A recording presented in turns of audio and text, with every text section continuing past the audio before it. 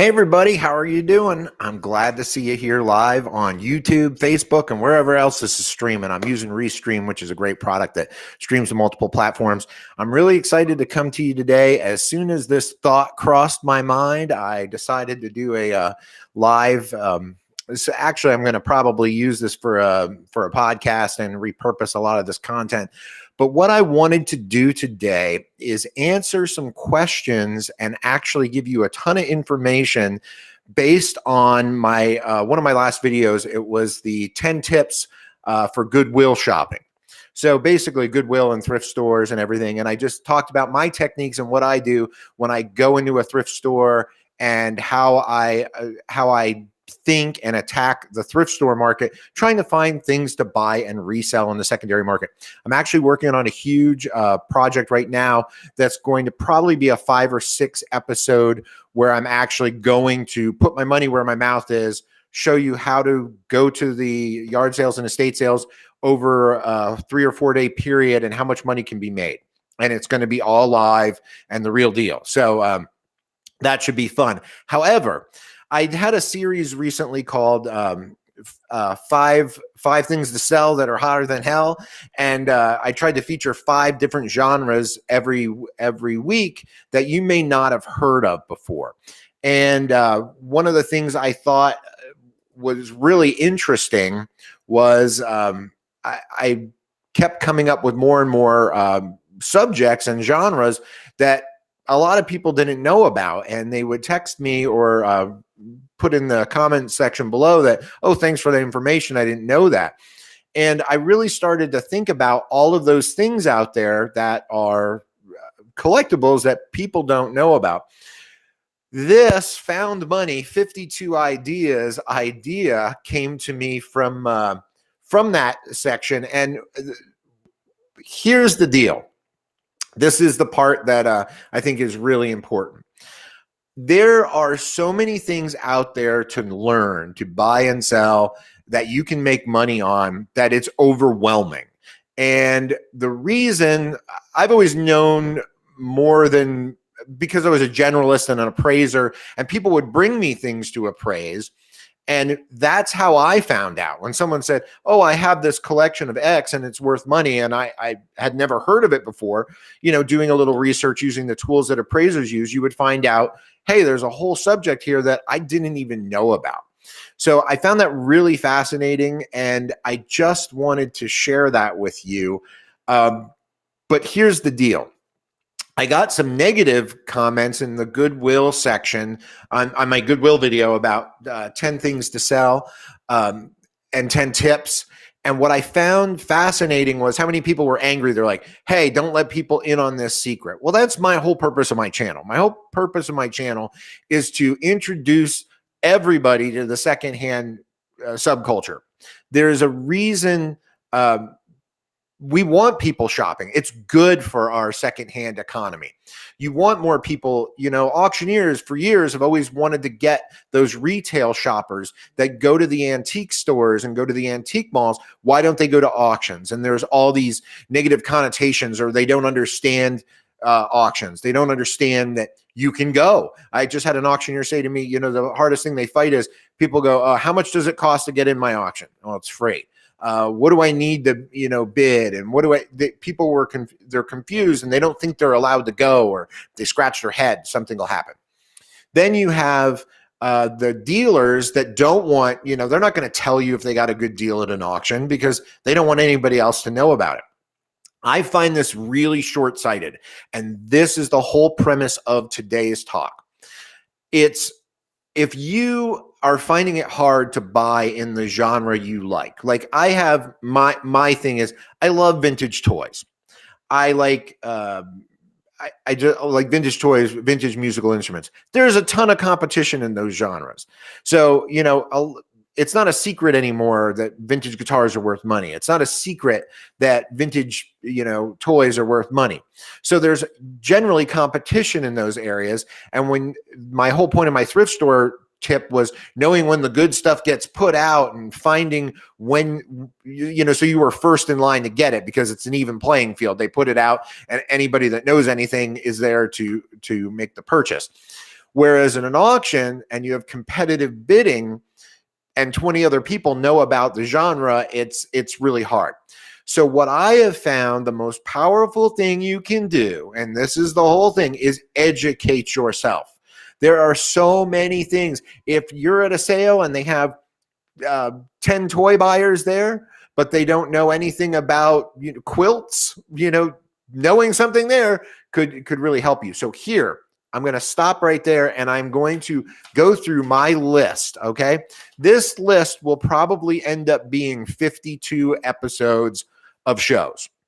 It'll probably, I'm really contemplating doing it as a podcast.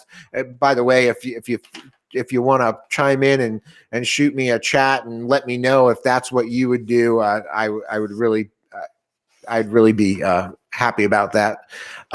If you think you like that as a podcast, or if you just like it, I'm going to continue doing them as YouTube videos as well. But anyway, so let me go first. Okay, action figures. All right, this is A to Z of collectibles. All right, action figures. Now, what do you have there? You have, everybody knows Star Wars, but you have He-Man is a genre. Thundercats. Hey, hi, Mike in Michigan. You have Thundercats are a genre. He-Man, Micronauts, G.I. Joe. I could go on again. I could do a whole episode about all those collectibles. Let's go to auto parts. There are vintage auto parts. Hey, 1933 wheat penny. Somebody just kicked in. I'm going to get there. I haven't gotten there yet. You have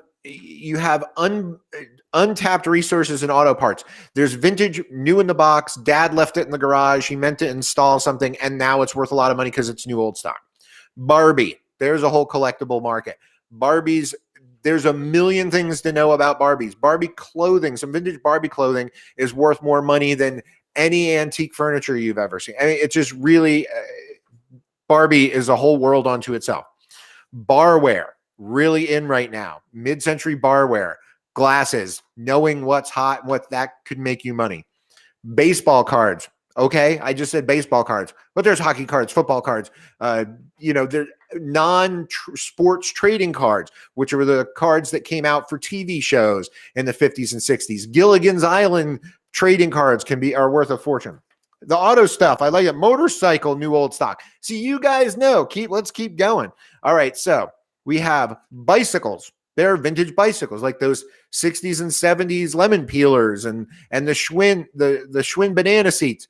Super hot. You don't have to be the super antique market. Board games. I used to make a living just buying and selling board games. There is a huge market for board games. Okay, now that I said games, let's throw in, because I don't even think it's on my list, Pokemon, card games, all of that stuff. Okay, huge genre. There are people that make a living just doing that. Okay, books. Scratch off lottery tickets. There's a billion books out there that are worth a small fortune. Breyer Horses. Someone gave me that the other day. I forgot. I had to look up. I'm like, I thought that market was soft. It's heating up again. Girls and their horses. Figure that one out. Vintage calculators. Yes, there's a whole world that collects vintage calculators. Got to know what to look for. All of these, you need to educate yourself in what to look for. Cameras. So I got somebody, stop talking about books. Yeah, I know, because people don't want competition. You'll be fine. Trust me. This is like what happens with a lot of this is it's first day. I call it first day of fishing. I'll give somebody some ideas. They'll look around. They'll find something and make a score, or they don't catch anything that day and they'll never do it again. This is not an easy job, but it's a job if you're passionate about it. And I always say, do what you like. When I give you all these, if you can't find 10 genres you like, you're not a secondhand. You're not in this business. You're not into it. So, all right. So now we have cast iron door stops. Okay. I'm still in the C's. Cast iron door stops. There are tons that are worth a lot of money. The turn of the century Hubley, some arcade. I mean, there's door stops. People collect just door stops. Let's see. Christmas ornaments. Oh my gosh. I can't tell you how many Christmas ornaments from the 30s to like the 60s. You're looking for the German, Eastern European. There's some, I featured a Krampus a figurine. There's candy containers. They all fall into this Christmas ornaments. All right. Matter of fact, I'm going to look forward. Yeah, I don't even have Halloween on my list. That's a whole genre. So let's put that in the Christmas and call it holiday collectibles. Next, we have clocks. Yes, there are people that still collect clocks. That market had gotten soft for a while, and they still are. I mean, the turn of the century, really, your antique clocks are only fetching a couple $100, whereas some of them were a couple $1,000 a few years ago. But again, a couple $100, knowing what you know, that's money. All right, coins. Again, do I have to go on all day? So coin collectors, I know people who have collected coins their entire life and do not mess with foreign coins. And the people who collect foreign coins, it's a secret and they're really in on it. Yeah, I'm going to get there too. You guys are chiming in with some great stuff.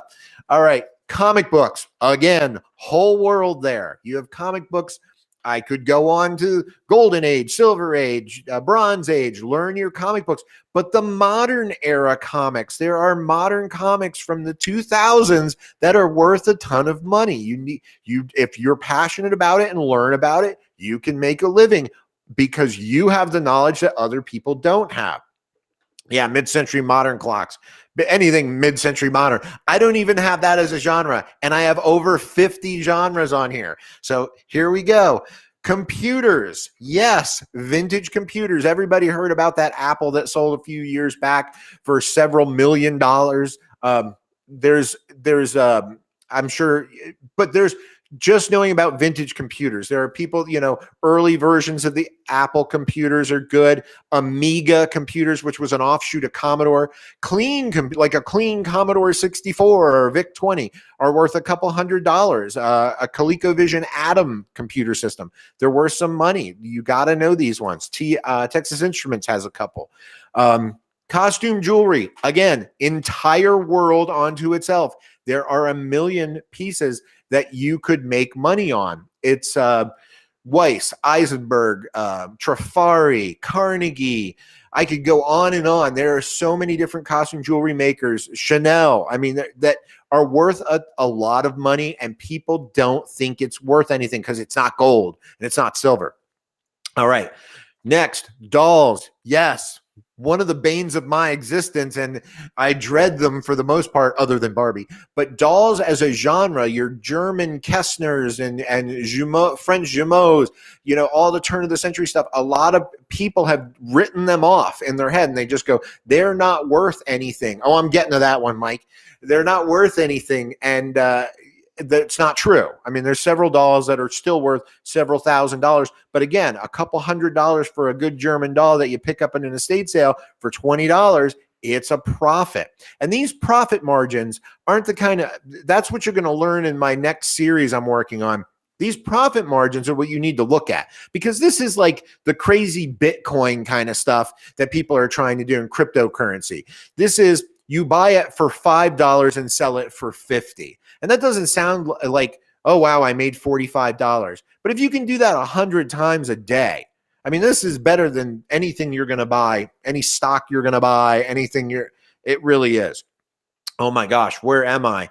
I am at duck decoys. Okay, duck decoys, carvings. I've watched several duck decoy auctions just recently with 6-figure duck decoys. Now, again, you need to know what you're looking at. This is not, your Uncle Jim carved one 3 weeks ago at the craft fair. This is the real deal, period. The carvers, you gotta learn this. But again, if you're passionate about it, if you like this kind of stuff, hunting collectibles, which I don't have on my list, but they fall into that. And also there's fish decoys. And there's also, I got to do a plug for WorthPoint. Yes, WorthPoint is excellent for looking these up. And let me send you a link, and they'll pay me for sending you to a link. But I'm not here to do that today. I'm here to educate you on every single thing I possibly can think of. And again, there are more. Ethnographic. Okay, I needed an E. Ethnographic covers African collectibles. your Pan-Pacific, Indo-Persian, Native American. These are genres you can only collect that or only buy and resell that and become an expert in that and make a very good living because they don't have a large base. You don't have a lot of competitors. I know some buyers here locally that know their African really, really well. And again, knowing the difference between a tourist piece from the 80s from somebody's trip abroad and knowing a piece that's 19th century can mean the difference of thousands of dollars. And if you know what you're looking at, this is money. Again, fashion accessories. Okay, I didn't put costume jewelry in there. I got handbags, scarves. You can learn these things and know, I don't have ladies' shoes on here, so I'm going to throw it in my fashion accessories. But, handbags. I know people that make money just buying and selling bags. There's all of these things. If you become an expert in them or 4 or 5 of these genres, you will be able to make a very good living in this industry. Okay. Here's one of my favorite ones that I always tell everybody. As a matter of fact, Mike just chimed in with Aloha. I think I'm going to give you a live stream one of these days, and because you always chime in with you can be my brain when it doesn't work, like right now. But he says Aloha, Hawaiian. Oh my gosh, there are some Hawaiian antiques that would just blow your mind. The prices. Okay, here I'm at F. Firecracker labels. Okay. That one, prime example, a good friend of mine brought me a collection of firecracker labels to sell online for him several years ago. And I looked at him like he was out of his freaking mind. I'm like, why would somebody buy these? Well, after I got him about $75,000 for about 40 or 50 of these things, I've been on the lookout for firecracker labels ever since then. So if your dad has any old firecrackers in the attic or in the basement, just the packages, just with the label on there, and they're from the 50s and 60s, you got a lot of money. It's cash. All right. Next, fishing lures. I'm not kidding. There are six-figure fishing lures. There are people that collect nothing but fishing lures. I was at an auction. I remember holding a lure, and as the auctioneer I was just working there as a runner, and it sold for $15,000. And I was like, "What on earth? You dare not cast this in the water?" I'm sure either that, or when you throw it in, it catches the fish and cleans it for you and hangs out and talks to you the whole time. Anyway. But $15,000 for a fishing lure. I think I just posted a bunch that sold for like $3,000 and $4,000. These are your like 1930s Heddens and glass eye, and you need to know what to look for. But again, your grandfather has them in his tackle box. All right, flatware. Okay, I have flatware as broad. I don't have this even classified as silver because there are stainless steel flatware sets that are worth a lot of money. Everybody knows sterling is worth some money, but again, they don't know the rare patterns that are actually worth more than silver. And then there's the silver plate sets, that your Danish sets and some Scandinavian designers from the 80s that can be $10,000, $15,000 for a set of forks and knives that you would take these to a jeweler that says, "We buy silver," and they would go, "We're not interested," because they don't know. I'm not kidding.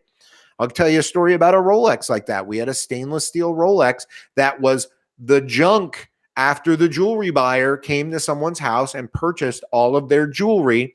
They brought a stainless steel, a bunch of watches, and there was a stainless steel Rolex in there from the 40s, and it was $15,000. And a jeweler did not know that. They weren't even interested in it. They wanted they wanted the presidential gold model. This was worth more.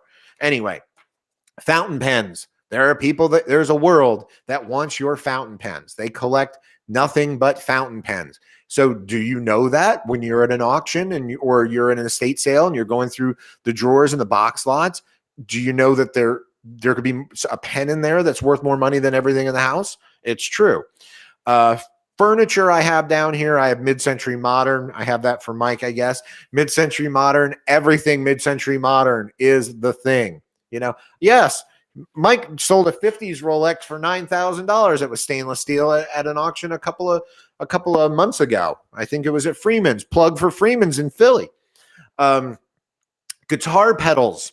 That's again, that's something I was in the know because I was into musical instruments. So I knew this one, but this one surprises a lot of people. If your uncle's got a bunch of old guitar pedals and effect pedals and rack equipment, there are old units that can be worth a small fortune. Tape echoes and distortion pedals, an Ibanez tube screamer. These are hundreds and thousands of dollars for guitar pedals. You know, it's really, really cool. All right, lamps. All right. I have lamps on here because that's been my most latest. In the last couple of days, I found some really good mid-century modern lamps at the Goodwill right down, like not a block away. And they were signed. They were dated 1978. They had the maker. It was Westwood. And, you know, $10 a piece. They're $250 a piece. Buy it now, you know? So that's the kind of margins we're talking about. Okay. If you've been watching anything I'm doing, and as a matter of fact, my next video I'm going to be releasing is on Legos, which, by the way, my favorite thing is I never know. I feel like such a dork. This guy goes, Josh, it's Lego. There's no S in Lego. And I'm like, what's he mean by that? Well, I get it now. So I have a set of Lego. I guess there's no plural. It's like deers. I don't know. But anyway, one of my buddies' auction houses here locally, Lonnie from R&R, had an Ewok set of Legos from, you know, the mid 2015, and the set new was $200 and it sold for $400. I mean, that kind of margin is out there. And right now Legos are like ridiculous. They're one of those brands that they really have it figured out because people they're cross collectible. I always talk about cross collectibles, those things that like the lowest advertising is a great example of a cross collectible. So if you have a Coca-Cola sign, you know, I don't even have that on here. I don't have Coca-Cola on here. There's people that just do Coca-Cola collectibles. But Coca-Cola, a tin sign from the 30s is worth money for advertising. It's worth money to people who collect vintage advertising and signage. And it's also Coke collectors. So it's a cross collectible. Legos does that Lego. I'm going to say Legos, my Legos, the island of Legos. They have that dialed in because not only is it a cool building toy that people collect the building toys and the minifigures and the collectibles, but it's Star Wars or Harry Potter or you name it. If there's a cool franchise out there, there's a bunch of Lord of the Rings sets. If anybody wants to get me anything, buy me a vintage Lord of the Rings set. When I say vintage, I'm talking like 2014 or 15, and I'll put it away. So, oh yeah, I'm still going, David. I'm not going. Nerd alert. Wow, I got serious nerd. Hey, I didn't put Dungeons and Dragons in my game category because I didn't want to freak anybody out. But one of the biggest scores I ever had way back in the early 2000s was a huge collection of Dungeons and Dragons that I bought at an auction for $1, not even knowing what it was. And I knew Dungeons and Dragons, but that's a story unto itself. All right. Next I have, that doesn't, I love sometimes I put notes for myself that at the time I knew what I meant, but then I forgot, but now I remember again. I have lunchtime. Lunch boxes. There's a whole collectible thing. Lunch boxes. And let's throw in cereal boxes with lunch boxes. There are people that collect cereal boxes. So, okay, that's a whole thing you can learn. Mechanical banks.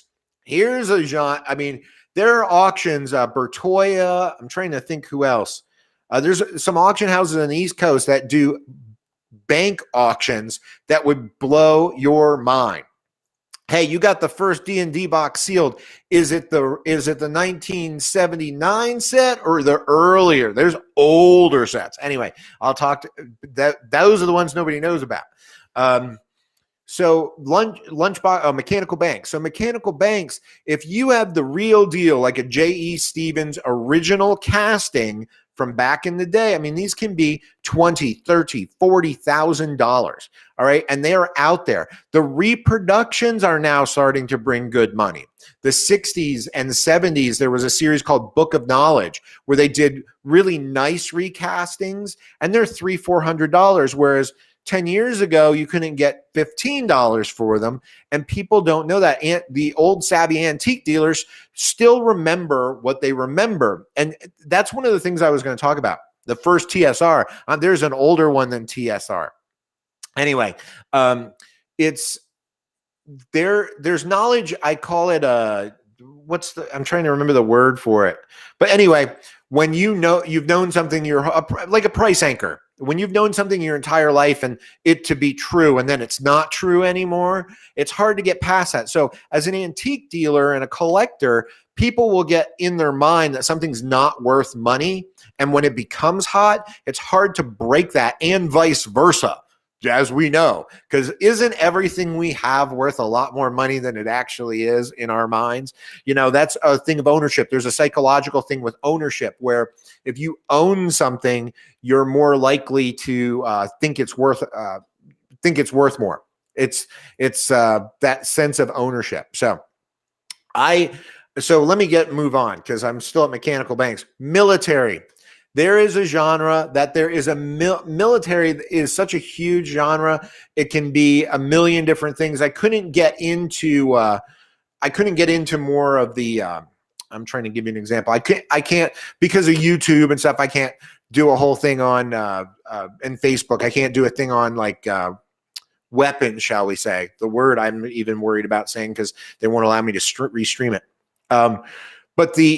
But swords, daggers, knives, patches, medals.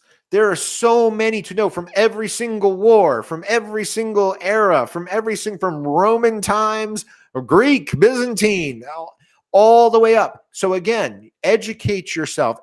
That's a real subculture, and the people that know that stuff, just really know what it is, and they have an unfair advantage. They're going to make money, but they can't be everywhere all the time. So if you're at that auction and they have that stuff, and it's money. I've made a lot off of bayonets by knowing what bayonet is good and what bayonet is just a $20 bayonet. Musical instruments. Okay, there's one of my passions. But there's always competition in that. I mean, it seems like everybody knows. And it's very easy to look up, because with musical instruments, it's like it usually has a maker, a model, and the internet. Somebody wrote an entire website dedicated to. So if you find a Gibson Les Paul and you have the serial number, there is someone that will tell you every single thing you ever need to know about it ever. So that's a whole thing. The skill set there comes into knowing original parts, but again, it's a very competitive market. But do you know about bassoons? Do you know about trumpets? Do you know about saxophones? Do you know about violins? Violin is like, that's a college course. I mean, that is really, I know enough to be dangerous, but I would not be bidding against experts. It's just one of those things. But at an estate sale, if I see a good one, I know a good one. So anyway, that's musical instruments can be a whole thing. Now I have this one's kind of again, a billion different things. Paintings. Okay, yeah, watercolor, oil paintings. That there are people who are experts in French Impressionists, but wouldn't know a contemporary artist if they saw it, and vice versa. So you can educate yourself in every one of these genres and make a living. Again, knowing enough about all of these things is a lot better than just being an expert in one thing, because when your genre comes and goes, or it's passé, a lot of my friends who really knew 19th century oils, the last 3-4 years, well, 10 years, gosh, sometimes it's the last 10 years, it just hasn't really, mattered. And now it's starting to come back, I see. And so that's a really cool thing for them. But again, the contemporary art has been, you've been hearing these multi-million-dollar records. And that's one thing I'm going to say about art. Art is one of those, you can truly change your life with a piece of art, but I could do I can give you nightmare stories about art. But art's the thing you can find at an estate sale or a yard sale. That's $50. That's $5,000. I mean, it's one of those. And again, that's having a good eye, knowing genres and how to look up the artist. I do on my What Is This?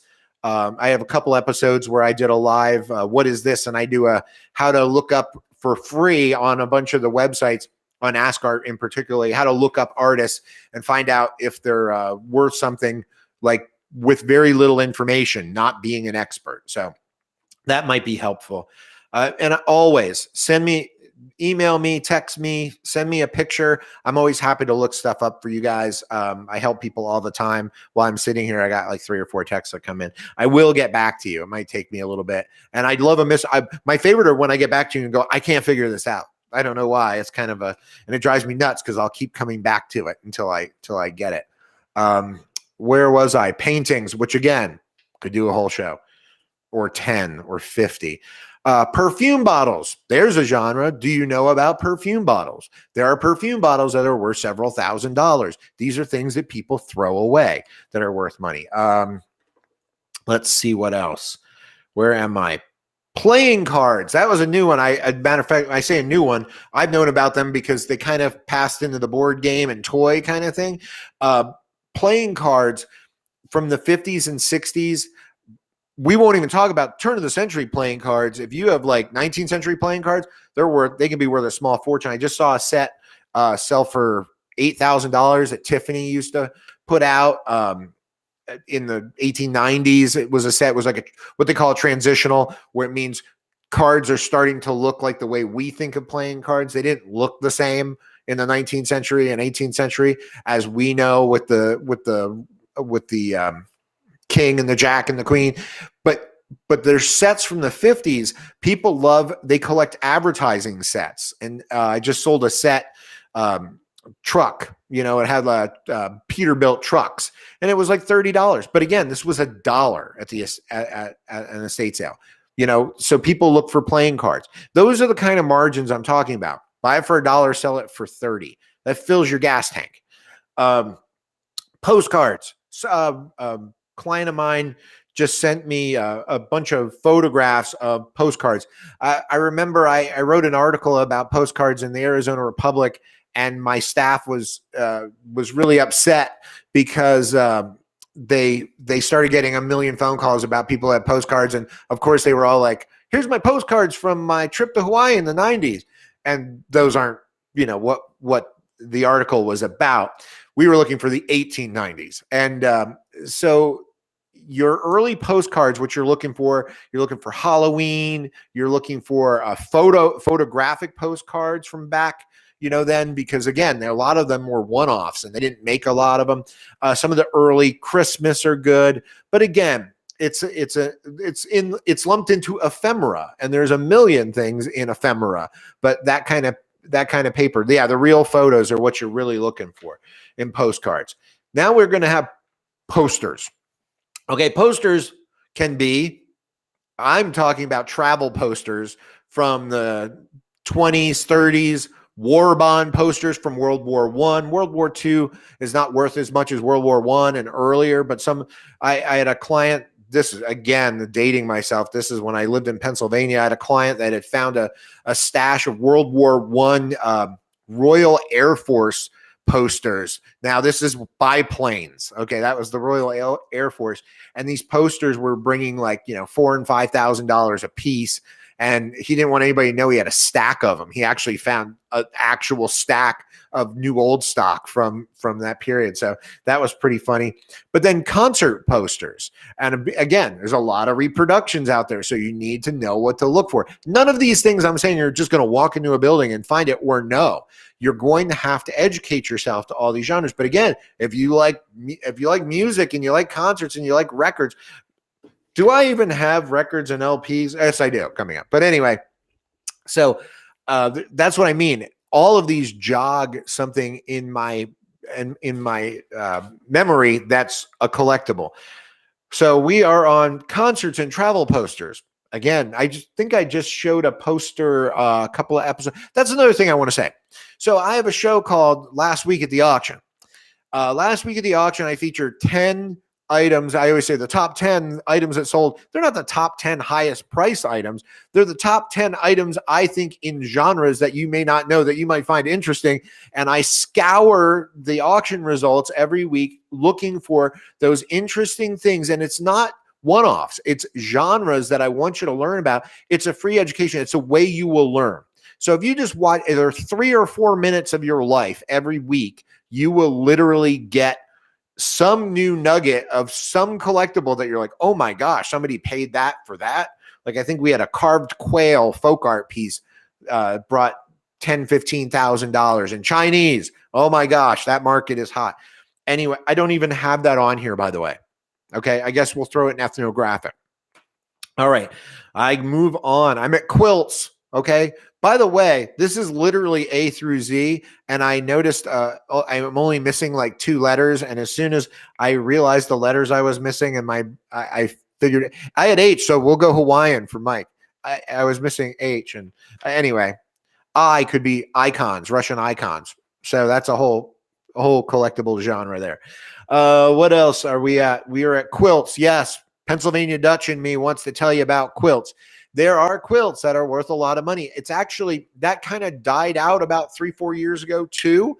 And now I've heard it's coming back. You're seeing, especially the blue and white and the two-tone, they're coming back. I saw a blue and white quilt, early 20th century. Again, probably somebody found it in a blanket drawer, just brought $2,500. All right. You probably throw it out at Goodwill, donate it. Rugs. Again, that is a whole world unto itself. It could be Native American rugs, Oriental rugs, Persian rugs, Indo-Persian. There are if you learn about rugs, there is a small fortune to be made there. That is a secret cult you need to break into to find out. A matter of fact, I was talking to a client of mine from New York that was talking about putting a YouTube series together to educate people. And I said, oh my gosh, I would watch every episode because I'm fascinated because it is really, really kept close to the vest. All right, here's one that I really need to learn about. So you guys will love this. Sneakers. There is so much money flying around right now in sneakers. It's like, did I even skip? I don't even have Pokemon on. It's like Pokemon. It's like Magic the Gathering cards.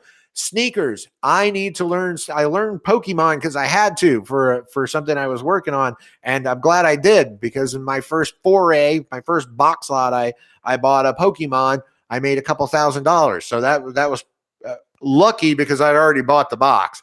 But learning what they were and how to market them properly and advertise them and call them what they were was a whole new thing. Sneakers.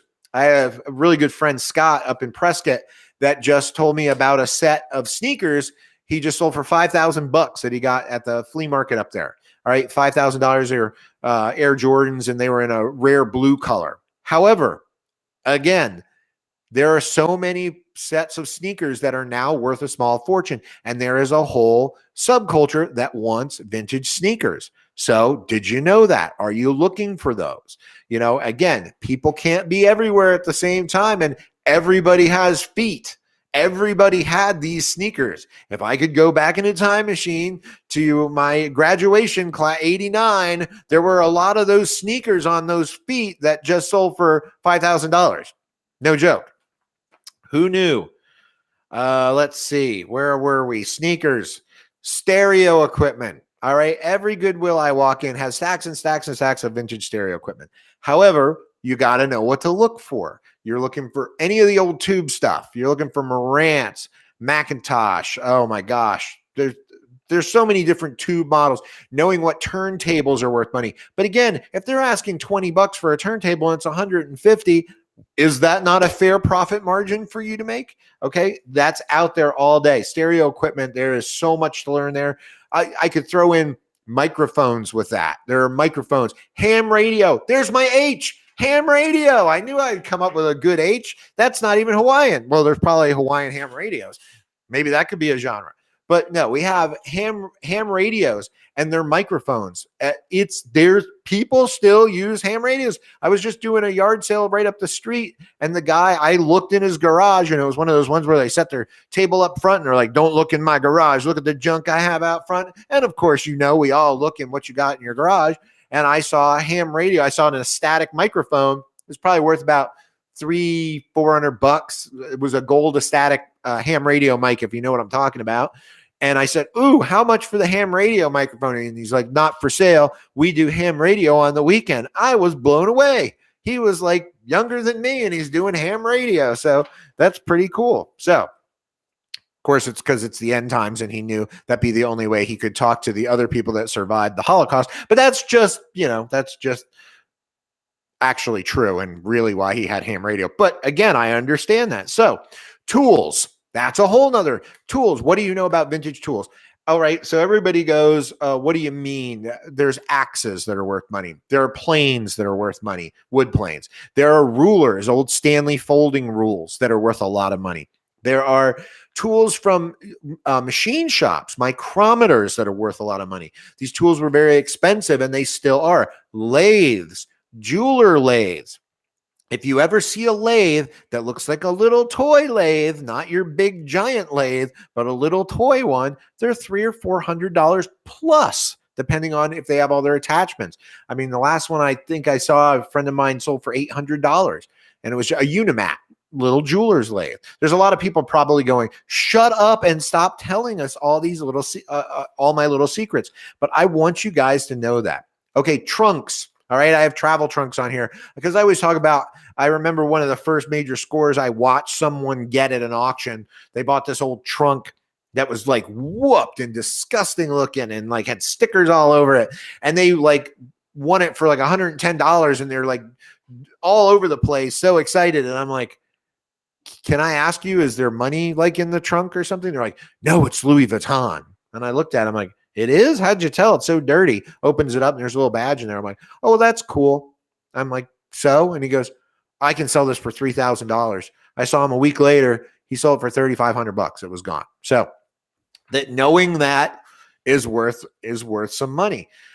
Tube radios. Okay. Now I didn't put that on stereo equipment because tube radios are like a thing unto itself. I'm talking like the old breadboard radios and the, your Philcos and your Magnavox and all that. Emerson, there are Bakelite radios that are worth a lot of money and like a good tombstone, Catalan swirl, if you know what I mean. It's a Bakelite with like swirled colors. There are some that are worth several $1,000s. But again, you got to know what to look for. There's a lot of albatrosses out there. There's a lot of radios that are boat anchors. You know what else, when I said boat anchor and I didn't see it on my list? Sewing machines.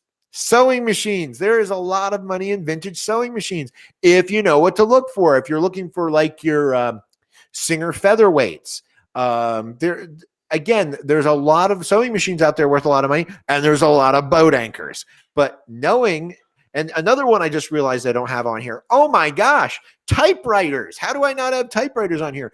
Portable non-electric typewriters. There are models even, and again, I remember how I talked about knowing what I know and what I was telling people, like, I'm trying to think how long ago it was. I was telling people like, you know, those aren't worth any money. What you're looking for are the old typewriters before we had the QWERTY keyboard. If you know what I'm talking about, the home keys where they're at, the QWERTY and if the keys don't look like what we have today, the modern layout of a keyboard, they're worth a lot of money. That's what you're looking for.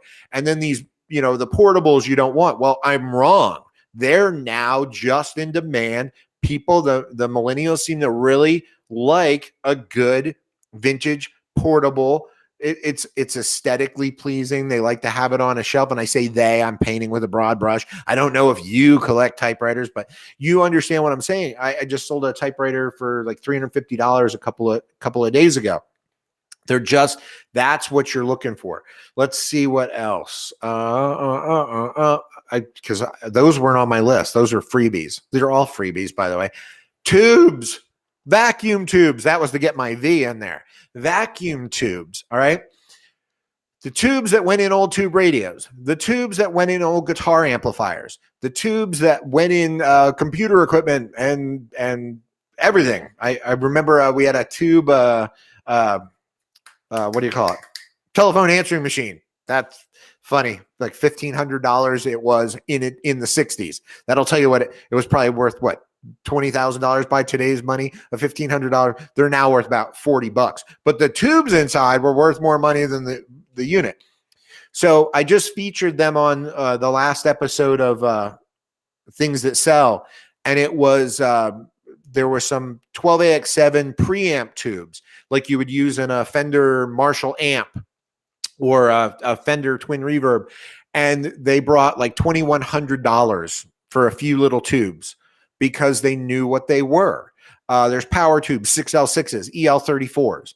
Does that sound like, again, these are not, I don't expect you to know all of this stuff, but that's where you can make a living on these areas that people don't know about. Having a broader range of knowledge and educating yourself for free on YouTube is where you can really learn this stuff. Video games. Again, I told you I was super into board games, but video games in the, early 2000s, I was selling Intellivision cartridges, Atari, ColecoVision, Vectrex, the Odyssey. And if you'd find sealed, they were bringing what I thought was a lot of money, a couple $100 a piece. Some of the Nintendo RPGs, even then, the NES system had some Final Fantasy and some RPGs that were imports that were selling for, several $100s. And I thought that was a lot of money. Did you see what that Mario Brothers just brought? Boxed Mario Brothers. I want to say $80,000. I think I'm wrong. I think it's like $650,000. It's something insane. I would Google it for you right now. Just Google Mario Brothers NES, sealed, and you'll see what I'm talking about. Some of the first Sega before the Sega Genesis are worth a lot of money. Any of these, if you find box examples or carded put away, Neo Geo, man, I forgot about that one.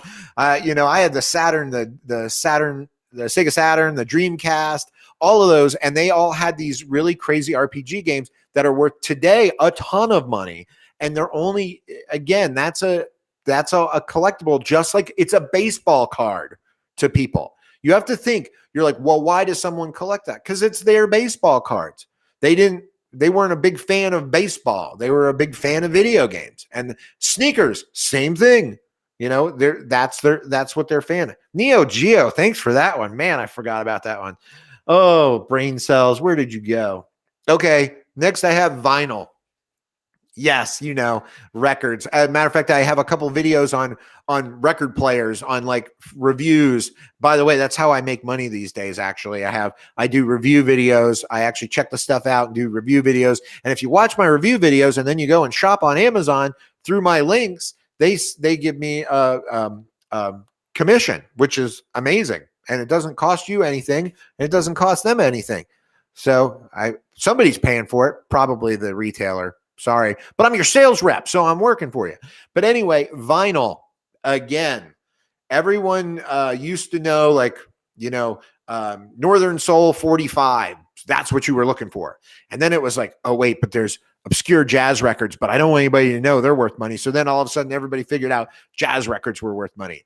And then they're like, punk records. I don't want anybody to know that 80s punk is worth a lot of money. It's worth a ton of money. Yeah, regional 45s. If it's a 45 from a local band that only was in that area, that's what you're looking for. But punk records, I remember I had a couple punk records I put on eBay for people back in the early 2000s, and I was shocked. They were worth a lot of money. Metal is big right now. It's like those metal records you're looking for. Again, first pressings. Kiss and Iron Maiden and Slayer and Venom. Give me some Venom. By the way, don't listen to Venom. It'll scare you and give you nightmares. Anyway, you can listen to Venom if you want to, but definitely not King Diamond. Don't listen to King Diamond. Let's see. Walkman. Here we go. This is one I didn't want to give away, and I'm going to do it. Sony Walkman. If you have the first editions of the Sony Walkman, the first ones, all right, a little cassette Sony Walkman, the blue one, $3,000-$4,000. Did you just run out of the room going to see if you have yours, or did you already get rid of yours like I did and everybody else did? Yeah. Okay. Dresden. Yeah, there we go. Any heavy metal vinyl that never made it to CD. Great tip, Mike. Thank you so much. Watches. I have watches on there, broad scope, but the reason I have them on there so broad is because watches, can be pocket watches. It can be, and again, everyone thinks old pocket watches are worth a lot of money. The layman does. They go, look, I have my grandfather's pocket watch. It must be worth a lot of money. And then I go, no, these were like the iPhone of their day. They made 20 billion of these. By the way, I do believe that first and second generation iPhones and iPods and all that stuff will be worth a ton of money too. So if you find the original iPhone, put it away, sit on it for a little bit. Probably already is while I'm talking about it. Country Western LPs, you are correct, but no one should listen to Country Western. I'm kidding. I'm just a metal guy from back in the day. There are some really great country guys. Being a guitar player, Dwight Yoakam's guitar player is probably one of the best guitar players I ever heard in my life. Oh my goodness. Let's see. Oh, yearbooks. I have this on here. I don't have it in books for a reason, because it's more specialized. Yearbooks, and what you're looking for is that cross collectible. You're looking for, the reason it's cross collectible is because you're looking for a yearbook that has a famous person that's signed. So it's like entertainment memorabilia. I didn't cover that. So basically, I remember I just saw something where Obama's like fourth grade yearbook from Hawaii brought, $5,000-$6,000. I remember a friend of mine had George W. Bush at Harvard had the yearbook with him in it. And they had his father with as a cheerleader, with the megaphone and stuff. And they brought several $100s. He hadn't signed it. If he would have signed it, it would have been worth more. Then I'm on Zippos. I'm at my last of this list of 53, of which I've probably said 7 or 8 others.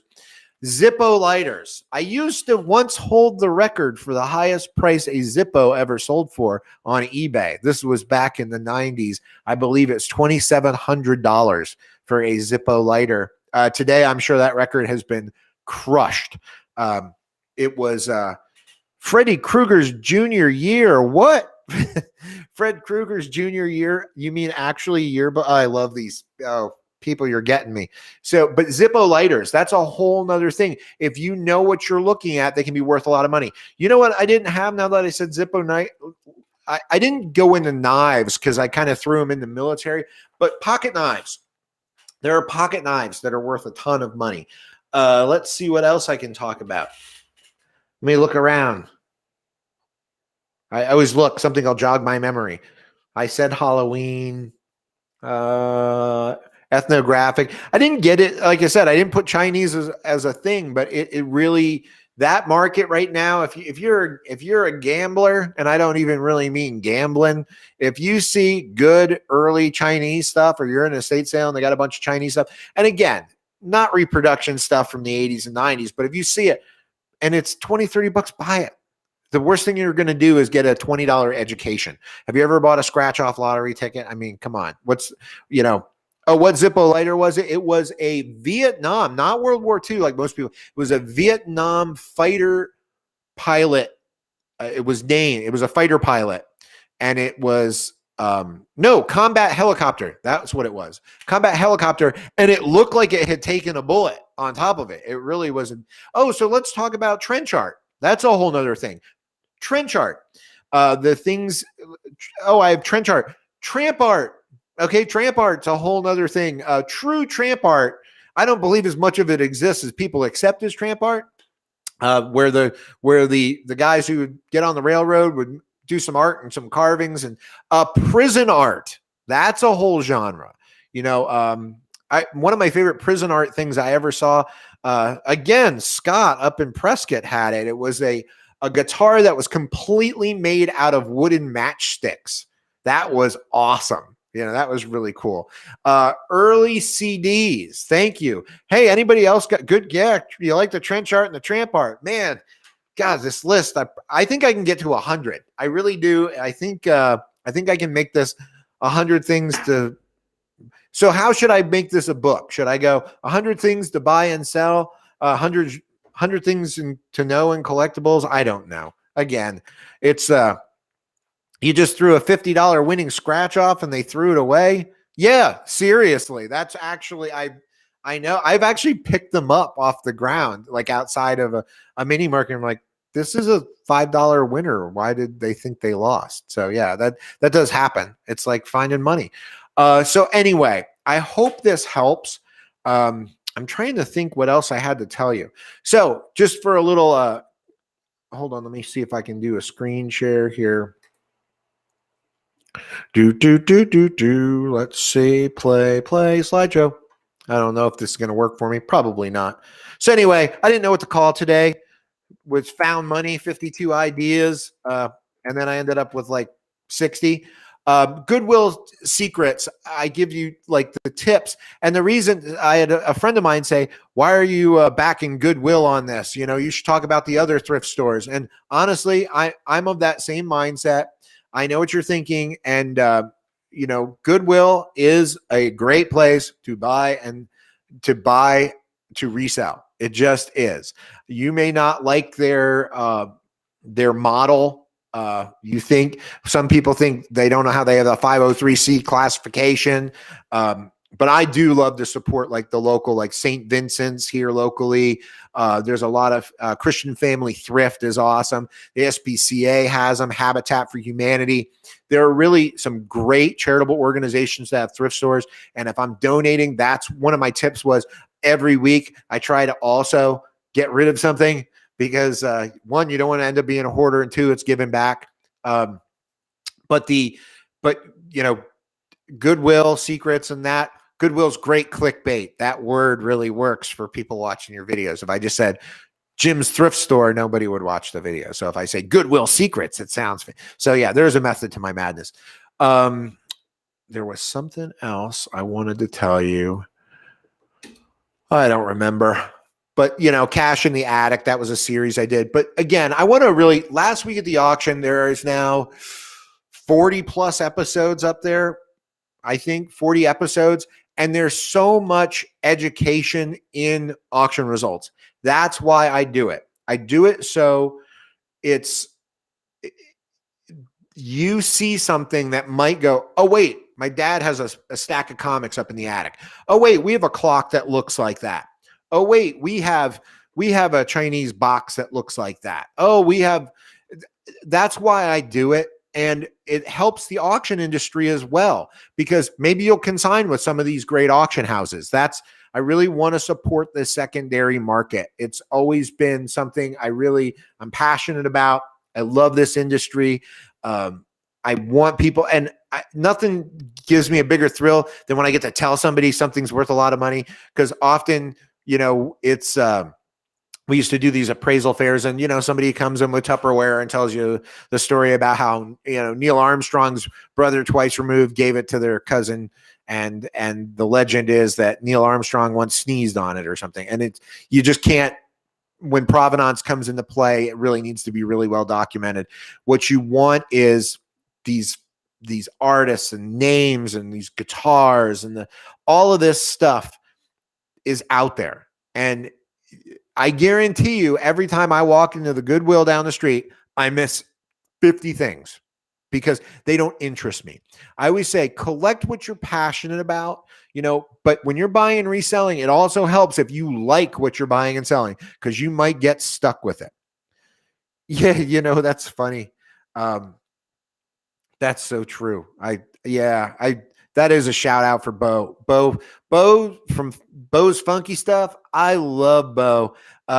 You know, he passed away just recently, and he was just a phenomenal guy. And I learned so much from him. He was one of those guys. He was one of those pickers that would bring stuff in and say, hey, would you sell this? And I'd look at it and go, he must be out of his mind. And then I remember he did that with he threw a little tiny painting at me and said, I think this is a good one. And it sold for $9,000. So yeah, it was a good one. So you are where I've learned most of this information, and I want to share it with everybody else. So I hope this helps you guys. I hope you found some of this informative. I hope you found it somewhat entertaining. I knew I could talk for an hour without any issue. I do plan on drilling down into every single one of these genres. Episode on action figures, episode on Barbie, auto parts, barware, baseball cards, bicycles, board games, books, Breyer horses, calculators. I don't know if I'll do a Breyer horse one now that I say that. I don't know. Horse people are crazy. You're crazy if you're a horse person. I'm just kidding. No, you're probably really crazy. Anyway, so I thank you guys. This is Josh from Josh Levine Speaks. I hope you like this. If you didn't get a chance to watch the whole episode, I will be posting it. I'll be sending it over to the video link. I might even cut it up and shorten it up a little bit and take out all my uhs and ahs and my brain. All right. Till we stream again, my friends, I will see you soon.